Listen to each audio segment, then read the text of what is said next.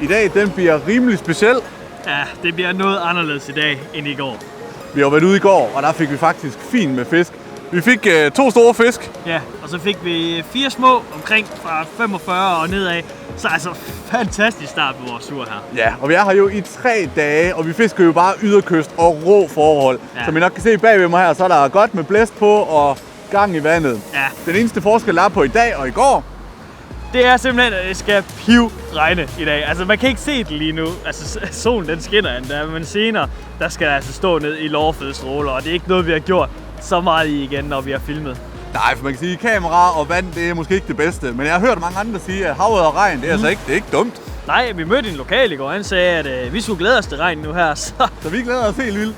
Så i dag, det bliver jo egentlig bare, altså vi prøver at tage jer lidt med på tur, som vi plejer. Ja. Ud og fange nogle havørreder. Vi går igennem nogle pladsbeskrivelser, avnvalg, og så skal vi jo egentlig bare se, om det kan lade sig gøre at fange havørred i regnvejr. Ja, vi krydser fingre for, at det lykkes os i dag. Det bliver ikke nemt på nogen måde med at få filmet det hele. Men vi vil gøre vores allerbedste for, at det skal blive en god video for jer. Selvfølgelig. Så vi håber, I vil se med, og så vil vi egentlig bare hoppe ud på første plads.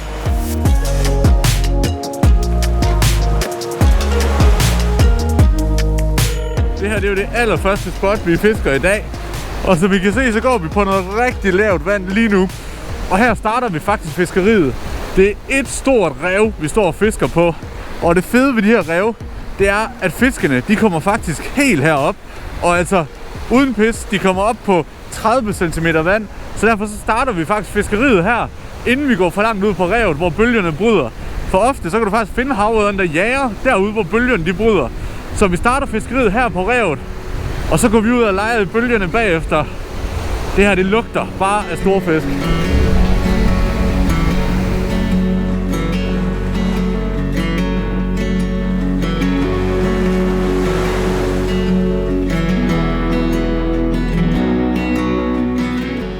er nogle helt sindssyge forhold på den plads her med meget større bølger end meterbølger. Men man skal virkelig ikke lade sig snyde af de forhold her, fordi det kan altså bare være mega giftigt.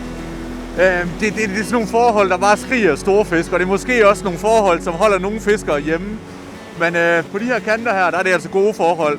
Det eneste minus, det er bare, at vinden har stået ind her i lang tid nu, og strømmen lige så. Og det gør altså bare, at på næsten hver kast, vi har op her, der hænger der bare masser af ålegræs. Så det gør altså fiskeriet lidt svært. Og på trods af, at vi fisker med relativt små enkeltkroge her, så er der bare ikke noget at gøre. Det hænger her på. Så selvom det ser mega lækkert ud, så er der bare alt for meget ålegræs her. Så vi giver det lige en 5 minutters tid her. Hvis vi mærker noget, så er det mega fedt, og så er det højst sandsynligt en kæmpe fisk. Men med ålegræs på hvert evig eneste kast, så er det lidt op ad bakke. Så 5 minutter mere her, og så er det videre, så prøver vi at finde noget lidt mere roligere forhold.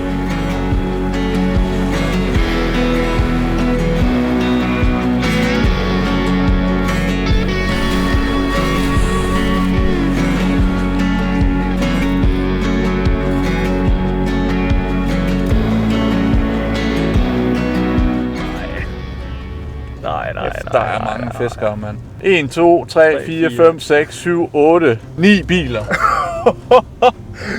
Så det er i hvert fald 9 fiskere, hvis ikke også flere, der holder her. Det er bare de forhold, vi har i dag.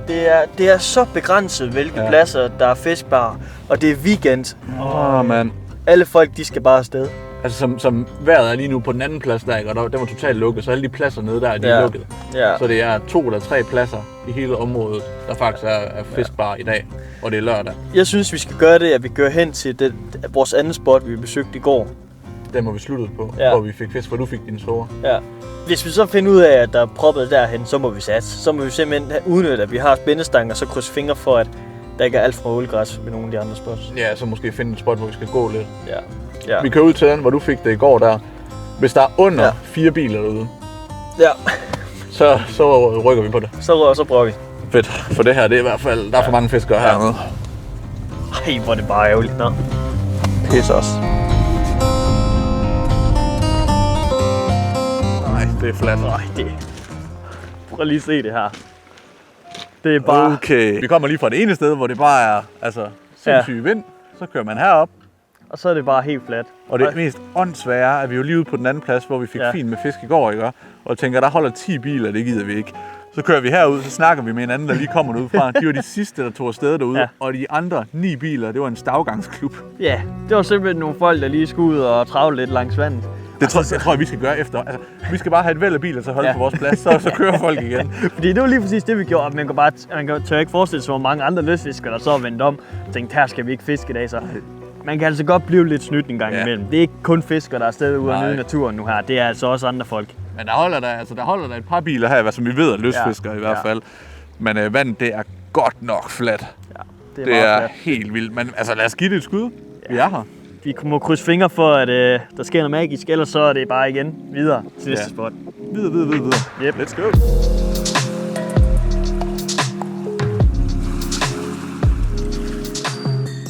Det er virkelig helt vildt så stor kontrast det her det er til det andet sted, vi kommer fra. Og så bare det der med at vide nu, at det andet sted, der det var faktisk ikke lystfiskere, der var der. Det var en stavgangsklub af alle ting. Jamen altså, men mens Anders han lige tisser i baggrunden, så tager jeg altså lige et par kast bare lige her. Lige for at se, om der skulle stå et eller andet fisk inde på det lave vand her. Jeg har ikke engang skiftet om endnu. Altså mit blink, det er stadigvæk den her 22 gram sømmet, som vi kørte med ude i de store bølger. Altså farven på den her er egentlig fin nok. Den er sådan den, de kalder motor oil, som er sådan en grøn, blålig, violet-agtig. Så farven er egentlig fin nok, men jeg tror, den bliver lidt for tung. Der er virkelig ikke særlig meget vand her. Men hvad man så lige skal skifte over til, det ved jeg faktisk ikke. Måske noget rotations gennemløber, eller en sandil for den sags skyld, der kan gå lidt højere. Men nu giver vi det altså bare lige et skud her. Det kunne være fedt, hvis der var nogle fisk på det lag. Hey, der var fisk! Der var fisk, Anders! Ja, jeg havde... Den huggede sgu på den. 22 gram sømmet inde på 30 cm vand. Det var sådan 40 cm fisk, det der. Ja. Det var fisk helt 100. Jeg så blanksiden. Hvor er det vildt, altså. Jeg synes godt, jeg så noget i overfladen lige før, ikke?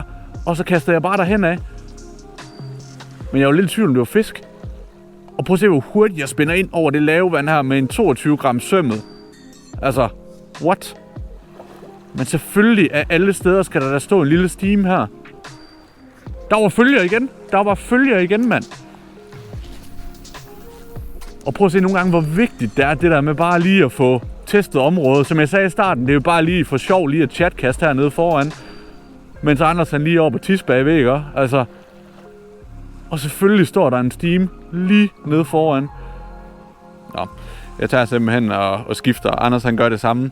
Fordi 22 gram på de her 30 cm vand, det er ikke lige det fedeste. Jeg tror også, det var derfor jeg ikke fik de fisk der. Det gik simpelthen for hurtigt. Og her der er altså heller ikke en masse snask i vandet, så en trækrog, det er altså også måske værd at foretrække. Så vi går op og skifter. Hvad skal vi finde på, Anders? Så skal vi se, om vi kan finde noget her i godterne. Jamen, det er skønt jo. Og jeg har faktisk en idé. Hvad er din idé? Jeg har sådan noget her. Sådan noget krasfarve? Sådan noget krasfarve her. Ja. Kunne være en mulighed, men jeg leger søs også med tanken om, vi har noget shaker her, faktisk. I 13 gram. Altså, vi behøver ikke kaste... Kover der, eller hvad? Ja, vi behøver ikke kaste længere end... Jamen, jeg havde sgu så... Ja, fordi det er badekartsfiskeri, det her. Det er det. Vi skal slet ikke ud og kaste 80 meter. Nej. De går tæt ind ved land, på de mørke billeder, de mørke plamager. Det kan godt være til det, der skal til. Noget shaker kunne være en idé. I kover, eller hvad? Eller ja, neutral? Sådan noget der. For ellers så leger jeg lige nu om med tanker, om jeg skulle prøve at sætte noget råt på. Fordi det er så klart vandet. Altså vandet, det er virkelig spritklart. Ja. Hvis sætter du kras på? Jeg ved det ikke nu. Fordi hvis du sætter kras på, ikke, så skulle jeg altså godt finde på at sætte noget andet på. Ja. Jeg kunne godt finde på at... Vi ved bare ikke, om det bliver for stort at køre sådan en D360'er. Altså, jeg tænker sådan en her. Ja, det er jo samme størrelse. Ja. Ved du, hvad vi gør? Jeg sætter D360 på. Ja. I sådan en her. Ja. Og du sætter en rå. Ja. Også en D360 formagtig på. Ja. Yes. Og så må vi se. Kører du med 3 kroner eller enkeltkrog? Jeg kører sgu videre med enkeltkrog. Gør du? Det tror jeg. Må vi se, de nakkede det sgu også bare i går, altså. Hvis vi mister fisk, ikke, og de er forsigtige, så kan det være, at vi skal skifte om til 3 kroner. Det er planen. Det er planen. Søren, han lægger ud med noget græs. Jeg tager noget råt, og så må vi se, hvad de hugger på. Søren og jeg, vi går lige nu og tænker meget over, hvad vores næste træk skal være. Altså, vi har besøgt den her plads nu her. Vi havde kun den ene følge, der helt til at starte med, som kom. Altså, det var bare tilfældigt, at det lige skete. Vi har ikke mærket noget ellers. Og lige nu der overvejer vi kraftigt, om vi sådan set skal køre tilbage til den plads, som vi forlod. I og med, at vi havde nogle fiskere, der fortalte, at det rent faktisk var folk, der var ude og jogge, der holdt der med alle de biler. Vi tænker, at det bliver noget med at køre derover og se, hvad der sker, og så krydser vi fingre for, at... Vi får kørt nogle kilometer i dag, det er dejligt. Ja, det er helt vildt. Men altså, der var jo en lille fisk her. Ja, der var fisk her, men de er fandme... Ja, det er for stille. Det er for stille. Vi må have nogle flere bølger, og vi må ud på noget andet vand. Bare klø igennem. Ja. Det skal ikke være nemt altid, det er det bestemt ikke i dag. Vi skal videre.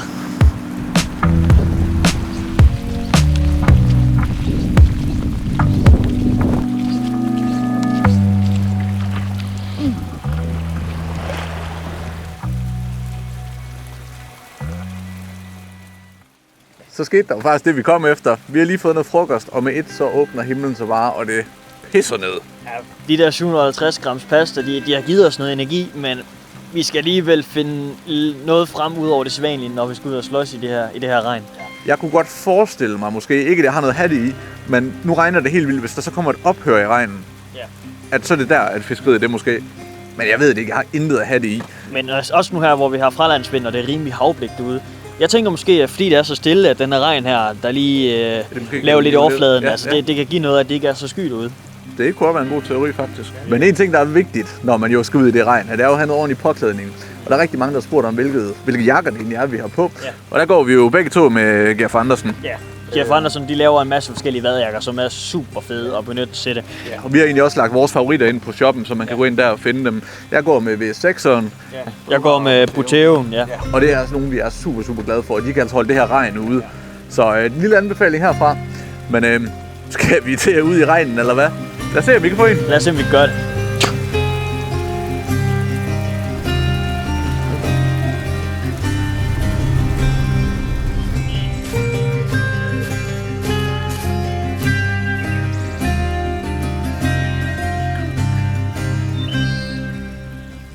Det holder at være havrefisker. Vi har gået og kørt. Hvad er det her? Det er 5. spot, vi besøger. Ja. 5. spot du her, og vi pumpede os selv rigtig, rigtig meget op til det her spot, fordi at vi havde hørt, at den skulle fiske godt i sydvestenvind. Og lige nu der er det sådan sydvestvind. Vi har tænkt, det var aller sidste spot, vi besøgte, og så kom vi hen, og så ser vi bare, det er totalt mælkehvidt. Fuldstændig, så må tage et glas lidt mælk fra køleskabet. Ja. Altså, og vi har sgu gået ret langt for at komme herhen. Ja. Så lige nu der skal vi lige hanke lidt op i sig selv, kan jeg godt mærke. Ja. Jeg er lidt træt, sådan, skal tisse lidt og magt, der kan tage mad og sådan af og sådan noget. Altså. Vi har været i gang længe nu, og det er bare ærgerligt det her. Det er bare ærgerligt, fordi de forhold her, der er 2-3 pladser, vi kan fiske. Vi har været på dem alle sammen i dag, og det er bare, altså der har ikke været noget som helst. Nej, der har ikke været noget som helst. Men eneste mulighed, vi har nu, det er vitterligt at køre tilbage til et af de spots der. Ja. Måske der, hvor jeg havde et enkelt nap i dag. Ja. Altså det er et ret langt spot. Og ja, der er en del vand og fiskater i hvert fald, så det kunne være interessant. Altså det er det mest sikre valg at tage her i aften. Også fordi det sådan bliver højvandet nu her. Ja. Så selvom vi har været forbi de kanter mange gange i dag, ja. så og i går også, så tror jeg, at vi bliver nødt til at køre tilbage dertil. Ja. Vi har klokken er ved at være 3 nu. Ja. Så vi har i hvert fald en 3 timer. Ja. Det må være det, vi gør. Tilbage igen. Få det bedste ud af det, vi nu kan få ud af det hele. I det mindste regner det ikke mere. Det gør det ikke. Solen den er faktisk, den titter frem bagved. Og der er faktisk mega flot derinde. Ja, der er sindssygt flot. Der er sindssygt flot. Så man skal ikke klage, selvom at man ikke fanger nogen havre. Nej.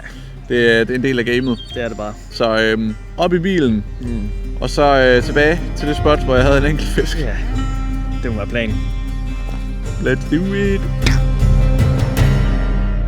Vi er lige kommet ned på en ny plads, og helt ny er den egentlig ikke, fordi vi har været her tidligere i dag. Det her det bliver altså sidste spot for i dag, og som I kan se bagved mig, så er det bare helt stille. Og det er sådan lidt sidste skud. Vi har virkelig været igennem mange pladser, mange avn, og intet har virket i dag. Regnen den har været der on-off, og altså vi har hverken fanget noget i regn, eller heller ikke, når det ikke har regnet. Men altså nu er det ved at blive aften. Klokken den er ved at være 4. Vi har 2 timer tilbage. Vandstanden den stiger nu her, så det er fedt. Og af den grund, så tror jeg også, at jeg vil skifte til et lille hemmeligt våben, som er bombarderflådet. Jeg har det rigget op som altid på sådan en lille skumplade her. Simpelthen så ligger det bare klar, og så skal jeg ikke til at bøvle en hel masse med at bruge tid på at rigge det op.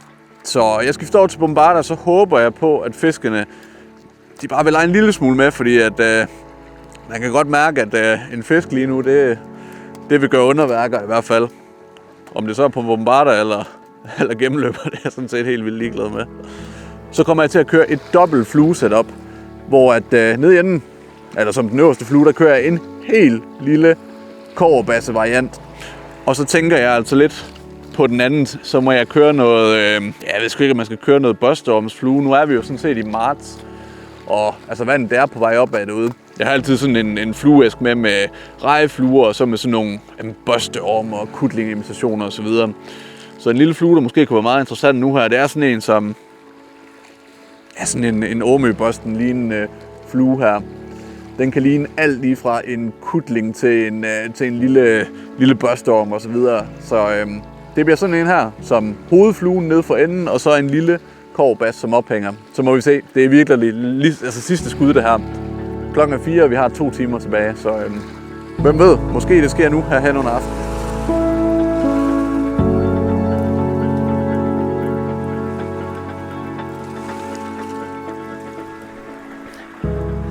Ja, som I kan se her, så er det altså bare nogle vanvittigt svære forhold, vi fisker i lige nu. Det er helt havblik, men til gengæld så er det altså højvande lige nu, og det er første gang på den her tur, vi fisker, mens at vandet det er stigende, og vi har, jeg vil tro, vi har omkring plus 20 cm lige nu. Det kan typisk godt være med til at få skubbet nogle fisk tættere ind under land, som vi så nemmere kan få fat i med vores blink og Bombarda. Fordi Søren han er lige skiftet over til Bombardaen, og det er altså ikke et dumt valg nu her, hvor forholdene de er så svære, som de er. Men for at vi fisker dem lidt forskelligt, så holder jeg altså fast i blinket, og så kører Søren med fluerne. Så må vi altså se, om det ikke er en af de ting, som havren derude gerne vil have her til allersidst. Vi krydser alt, hvad vi har, for at det lykkes nu her.